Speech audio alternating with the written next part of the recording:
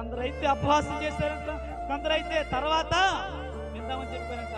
అలాగుండగా పౌలు వారి మధ్య నుండి వెళ్ళిపోయాను. పౌలు బాధపడతా ఉన్నాడు, అయ్యో నేను చెప్పిన వాక్యం వీరిలో ఫలించలేదేమో, నేను చెప్పిన వాక్యము వీరికి అర్థం కాలేదేమో, అయ్యో నేను చెప్పిన ఈ కొత్త విషయము వీరు గ్రహించలేకపోయారేమని చాలా బాధపడితే నా ప్రియతమ అక్కడ జరిగిన అద్భుతమైన సంఘటన ఏంటంటే, ఆ గుంపులో ఒక స్త్రీ ఉంది.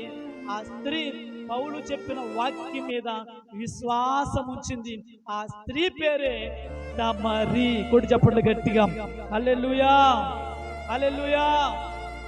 ఎవరు చెప్పండి అమ్మాయి పేరు? దమరి. చాలా చాలా ధైర్యంగా దేవుని వాక్యాన్ని చెప్పాడు. చాలా ధైర్యంగా కొత్త విషయాన్ని చెప్తే అక్కడ అందరూ కొంతమంది అపహాసం చేశారు, కొంతమంది తర్వాత చెప్పడానికి అన్నారు, అయ్యో నా ప్రయాస వ్యర్థమైపోయిందేమో, నా బోధ వ్యర్థమైపోయిందేమో, నేను పడిన ఈ శ్రమ వ్యర్థమైపోయింది అనుకున్నాడు. కానీ నా ప్రియదేవుడు అక్కడ ఒక స్త్రీ కనబడుతుంది. ఆమె పేరు దమరి.